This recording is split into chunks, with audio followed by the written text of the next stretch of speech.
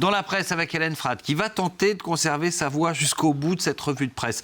Hélène, à la une, bien sûr, il y a ce gouvernement de Sébastien Lecornu, reconduit, en tout cas c'est la majeure partie du précédent gouvernement qui se retrouve dans cette équipe. Oui, toujours les mêmes.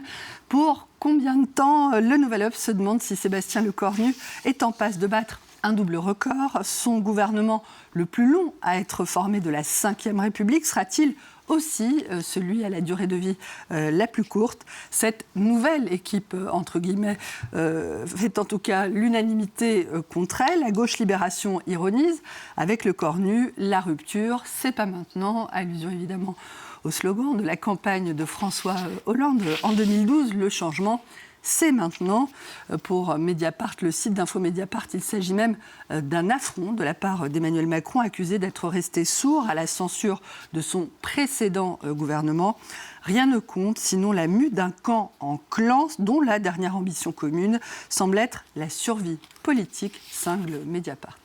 Voilà pour le Nouvel Obs, Libération, Mediapart. Mécontentement également à droite, Hélène, où le patron des Républicains, Bruno Retailleau, pourtant reconduit à l'intérieur, menace de claquer la porte. Et d'après le Parisien aujourd'hui en France, le patron de la droite serait particulièrement ulcéré de l'arrivée au ministère des Armées de Bruno Le Maire, l'ex-patron de Bercy accusé d'être en bonne partie responsable de la dégradation des comptes publics. Et c'est d'ailleurs aussi un casus belli pour le PS et le RN. Dans le journal, un participant d'Amiens de ce nouveau gouvernement dit même déjà compter les jours avant de devoir quitter son ministère. C'est un gouvernement Bayrou sans Bayrou et un budget Bayrou sans Bayrou. Donc il y aura le résultat de Bayrou. Entendez une censure. Pour Le Figaro, la censure le dispute au mépris, je cite, et la question n'est plus de savoir si le Premier ministre survivra à la guérilla parlementaire, mais à la formation de son propre gouvernement. Ça, c'est la presse française, mais on le dit depuis le début de cette longue séquence politique il y a un peu plus d'1 an, Hélène.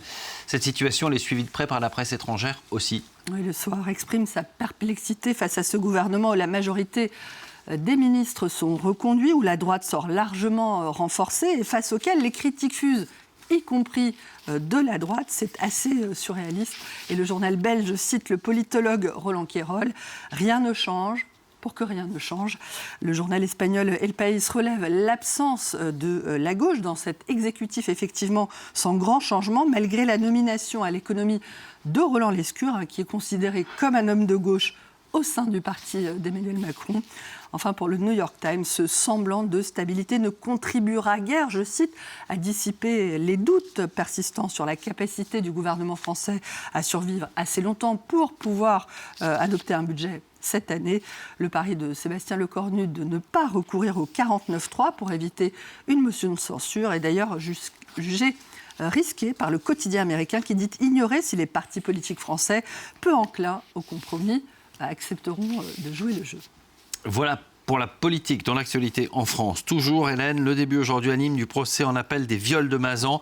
Sur le banc des accusés, non plus 51, mais un seul homme condamné à 9 ans de prison en première instance pour le viol de Gisèle Pelicot. Oui, 1 an après le premier procès, le Parisien aujourd'hui en France annonce que cette nouvelle audience ne sera ni un raz-de-marée d'accusés, ni une audience fleuve, mais que la portée de ce symbolique de ce procès dit des viols de Mazan, qui avait bouleversé la société française et même au-delà, bien que cette dimension-là sera toujours présente. Libération évoque un échantillon de l'affaire, diamétralement différent du précédent, mais qui suscite toujours un engouement médiatique et populaire, en raison notamment de la personnalité de la victime, Gisèle Pelicot. Celle-ci, on s'en souvient, avait refusé le huis clos pour que, disait-elle, la honte change enfin de camp. Et elle est devenue depuis une icône féministe, malgré sa volonté de reconstruire sa vie. Loin des médias, Gisèle Pelicot sera également présente à ce second procès parce que, disent ses avocats, le viol dont il sera question aujourd'hui, ce viol-là, isolé, donc n'est pas moins important que la somme de tous les viols, parce qu'il n'y a pas de petits viols et de gros viols, parce qu'il n'y a pas viol et viol. Oui, très loin de Mazan et des remous de la politique. Un détour par les vergers et les potagers d'Europe où certaines récoltes s'avèrent spectaculaires. Et oui, Damien, automne oblige, à quelques semaines de Halloween, l'heure des citrouilles est arrivée, notamment ici en France, dans le jardin de Nicole et Camille Boulet.